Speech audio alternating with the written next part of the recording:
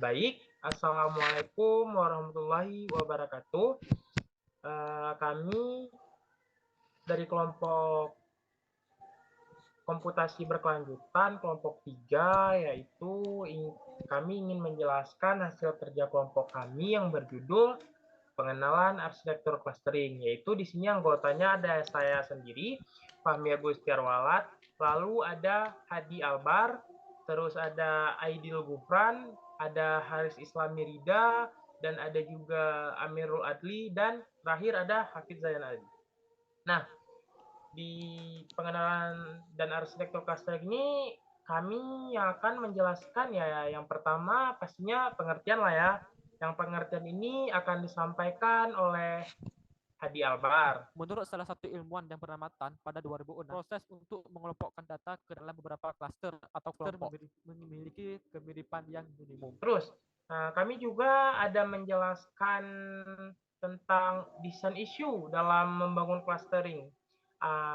Dan design issue itu kan akan dijelaskan oleh Hafidz Zayan Ali. Pemilihan metode clustering yang tepat sangat penting untuk data yang hilang atau outlier dapat mempengaruhi hasil.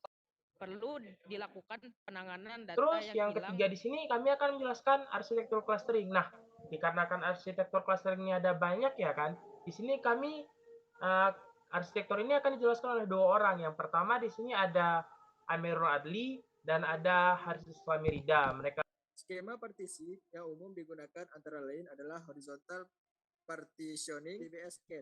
Pemilihan algoritma clustering harus disesuaikan dengan tujuan clustering dan karakteristik data. Bantu memastikan kualitas dan kinerja clustering. Kedua nih yang kali ini yang akan menjelaskan tentang arsitektur clustering nih. Dan yang keempat di sini ada perbedaan dan persamaan antara cluster, cloud, dan grid. Nah, penasaran nggak sih? Di situ banyak tuh. Nah, dan di sini akan disampaikan oleh Aidil Gufran nih. Memungkinkan pengguna untuk melakukan pemrosesan yang lebih besar daripada hanya daya komputasi melalui internet.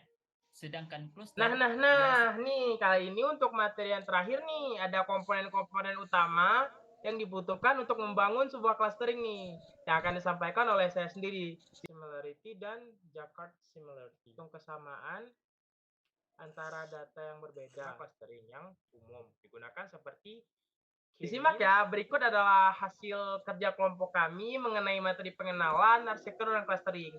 Oke, untuk materi pertama ya seperti yang tadi saya katakan akan disampaikan oleh Hadi Albar, dan yang lainnya silahkan dilanjutkan. Waktu dan tempat saya persilahkan. Baik, yang pertama ialah pengertian clustering. Jadi pengertian clustering itu adalah metode pengelompokan data. Nah, menurut salah satu ilmuwan yang bernama Tan pada 2006, dia mengatakan bahwa clustering adalah sebuah proses untuk mengelompokkan data ke dalam beberapa cluster atau kelompok, sehingga data dalam suatu cluster memiliki tingkat kemiripan yang maksimum, dan data antar cluster memiliki kemiripan yang minimum. Baik, akan saya lanjutkan. Yang kedua adalah desain isu dalam membangun clustering. Terdapat beberapa desain isu yang perlu diperhatikan untuk membangun clustering. Dari antaranya adalah pemilihan metode clustering. Pemilihan metode clustering yang tepat sangat penting untuk memastikan bahwa hasil clustering dapat diinterpretasikan dengan baik dan cocok untuk digunakan dalam analisis selanjutnya. Beberapa metode clustering yang umum digunakan antara lain adalah K-means, hierarchical clustering, dan DB scan. Yang kedua, pemilihan fitur yang tepat dapat mempengaruhi kualitas clustering. Fitur yang tidak relevan atau terlalu banyak dapat menyebabkan hasil clustering yang buruk atau sulit diinterpretasikan. Oleh karena itu, pemilihan fitur yang tepat sangat penting. Lalu yang ketiga, pemilihan jumlah clustering. Jumlah clustering yang dipilih dapat mempengaruhi hasil clustering. Pemilihan jumlah clustering yang selalu sedikit atau terlalu banyak dapat menyebabkan hasil clustering yang buruk. Oleh karena itu, pemilihan jumlah cluster yang tepat sangat penting. Lalu yang keempat, penanganan data yang hilang atau outlier. Data yang hilang atau outlier dapat mempengaruhi hasil clustering. Oleh karena itu, perlu dilakukan penanganan data yang hilang atau outlier sebelum melakukan clustering. Baik, selanjutnya akan dilanjutkan oleh teman saya Amir.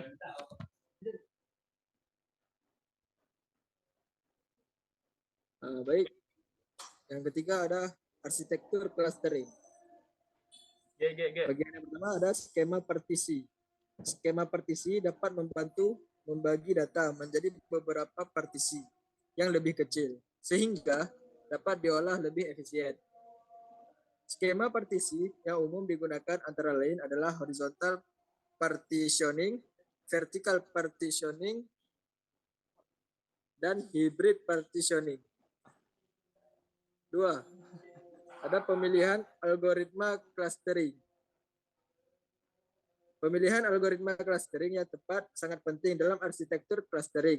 Beberapa algoritma clustering yang umum digunakan antara lain adalah K-means, hierarchical clustering, dan DBS-scan. Pemilihan algoritma clustering harus disesuaikan dengan tujuan clustering dan karakteristik data. Selanjutnya yang ketiga, ada pemilihan platform.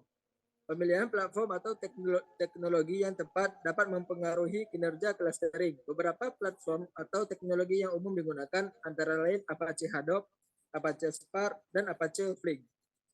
Selanjutnya akan dijelaskan oleh teman saya yang bernama Haris. Silakan. Baik, yang keempat infrastruktur dan hardware. Infrastruktur dan hardware yang digunakan juga dapat mempengaruhi kinerja clustering. Pemilihan infrastruktur dan hardware yang tepat harus disesuaikan dengan skala dan karakteristik data. 5. Pengolahan data. Pengolahan data yang efektif dan efisien dapat mempercepat proses clustering.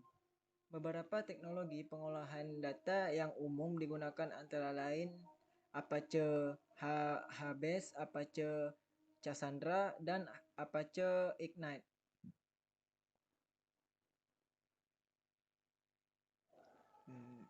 Yang keenam, monitoring dan evaluasi. Monitoring dan evaluasi dapat membantu memastikan kualitas dan kinerja clustering.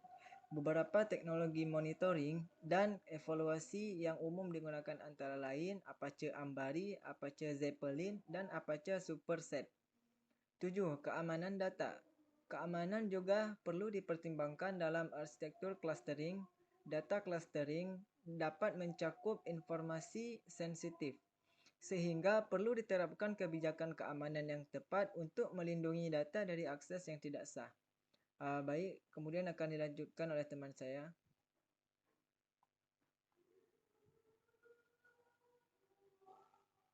Bab selanjutnya yaitu perbedaan dan persamaan antara cluster, cloud, dan grid. Berikut yang akan saya jelaskan yaitu persamaan antara cluster, cloud, dan grid. Cluster, cloud, dan grid merupakan konsep dalam dunia komputasi yang memungkinkan pengguna untuk mengakses sumber daya komputasi yang lebih besar. Ketiga konsep tersebut memungkinkan pengguna untuk melakukan pemrosesan data secara paralel dan mempercepat waktu pemrosesan. Semua konsep tersebut menggunakan jaringan untuk menghubungkan sumber daya komputasi yang terdistribusi. Semua konsep tersebut dapat meningkatkan efisiensi dan skalabilitas dalam pengolahan data dan aplikasi. Lalu cluster, cloud, dan grid memungkinkan akses sumber daya komputasi yang lebih besar daripada hanya menggunakan satu mesin atau server.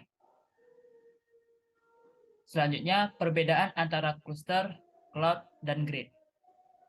Cluster adalah sekelompok komputer terhubung dan diatur untuk bekerja sama sebagai satu sistem. Sedangkan cloud computing dan grid computing terdiri dari sumber daya komputasi terdistribusi yang terhubung melalui jaringan. Cloud computing dan grid computing memungkinkan akses ke sumber daya komputasi melalui internet, sedangkan cluster biasanya terdiri dari komputer yang terhubung melalui jaringan LAN dan InfiniBand. Cluster biasanya digunakan untuk mempercepat pemrosesan data, sedangkan cloud computing dan grid computing dapat digunakan untuk berbagai jenis aplikasi dan pemrosesan data. Lalu cluster lebih cocok untuk pemrosesan data yang berada di satu tempat, sedangkan cloud computing dan grid computing cocok untuk pemrosesan data terdistribusi dan terhubung melalui jaringan. Pembahasan selanjutnya akan dijelaskan oleh Fahmi. Nah, baik. Untuk sekarang adalah komponen-komponen utama yang dibutuhkan untuk membangun sebuah clustering. Nah, di sini komponen-komponen utamanya itulah data yang pertama ya. Clustering membutuhkan data untuk analisis. Data ini dapat berupa data numerik atau data kategorikal. Similarity measure. Untuk membangun clustering perlu dilakukan perhitungan similarity atau kesamaan antara data.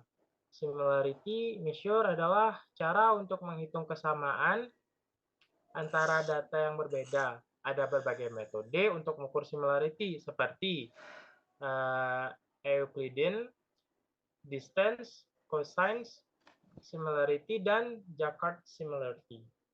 Terus untuk yang ketiga tuh komponen utamanya adalah clustering algorithm. Algoritma clustering adalah metode yang digunakan untuk membagi data menjadi kelompok atau cluster. Ada beberapa algoritma clustering yang umum digunakan seperti K-means, hierarchical clustering, dan DB-scan. Ternyata komponennya ada lagi yaitu evaluasi clustering. Evaluasi clustering itu penting untuk mengevaluasi hasil clustering. Ada beberapa metode evaluasi clustering seperti Silhouette Covariance David-Bouldin Index dan Kalinski-Hubbard Index. Terus ada interpretasi hasil clustering. Nah, hasil clustering perlu diinterpretasikan yang bermanfaat tentang data. Interpretasi dapat dilakukan dengan memvisualisasikan data clustering atau dengan melakukan analisis lebih lanjut pada masing-masing cluster.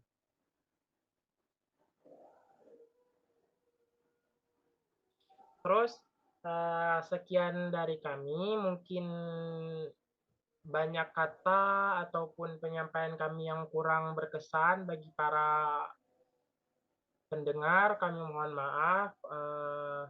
Kami akhiri. Wabillahi taufiq wal hidayah. Assalamualaikum warahmatullahi wabarakatuh.